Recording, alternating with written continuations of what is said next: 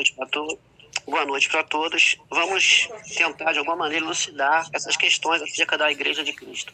Observamos, primeiramente, que o nosso amado irmão, amigo católico, ele tenta, de toda maneira, através de um input, ou seja, de um texto longo, que ele escreveu, citando vários versículos, e, ao mesmo tempo, alguns historiadores dos primeiros séculos, que são chamados de pai da Igreja, da patrística, para poder dar um fundo histórico para poder sustentar que a mesma igreja fundada no primeiro século, através de Jesus Cristo, em Mateus 16, versículo 18, seria a mesma igreja, a igreja romana. Vamos ler primeiramente no livro de Mateus, no capítulo 16, versículo 18, vamos ver como foi a fundação da igreja. Primeiramente, vamos ver Mateus 16, versículo 18. Versículo 17. E Jesus respondendo disse: Bem-aventurado és tu, Simão Barjonas, porque não te revelou a carne e o sangue, mas meu Pai que está no céu. Pois eu também te digo que tu és Pedro, e sobre esta pedra edificarei a minha igreja, e as portas do inferno não prevalecerão contra ela. E eu te darei as chaves do reino dos céus, e tudo que ligares na terra será ligado no céu, e tudo que desligares na terra será desligado no céu. Observamos que a igreja começa através de uma pergunta acerca, com todos os discípulos estavam reunidos, Pedro, Tiago, João e todos os demais apóstolos ali estavam reunidos, e Jesus pergunta para os seus discípulos: quem é Jesus Cristo? Quem seria Jesus Cristo para eles ou para todos ali? Uns dizem que você é um profeta, outros dizem que você é um ser iluminado, enfim. Mas Pedro, tomando a palavra, diz: tu és Cristo, o Filho do Deus vivo, o Filho do Deus vivo. Jesus declara: bem-aventurado és tu, Simão Barjona, que não foi a carne e o sangue que te revelou, mas sim meu Pai que está no céu.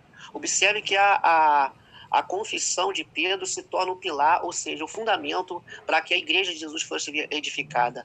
Observamos que ali não havia templo, não havia nada, a não somente o que? Uma confissão acerca de que seria essa igreja. Essa igreja ela é fundada em cima de uma confissão. Automaticamente, Pedro ali tem a revelação de quem é Jesus Cristo, automaticamente, evidentemente, ele se torna um dos primeiros, ou seja, o primeiro a reconhecer que Jesus Cristo era o próprio Deus. Observamos também que, ao passar dos tempos, ali é dado uma responsabilidade para aqueles apóstolos, para que viesse a todo mundo pregar o evangelho a toda criatura. Os apóstolos enviados a Jerusalém, dali de diante, esperar primeiramente ao cumprimento da promessa, que está no livro de Atos, versículo 1:8, que fala: esperar em Jerusalém até que do alto seja revestido do poder.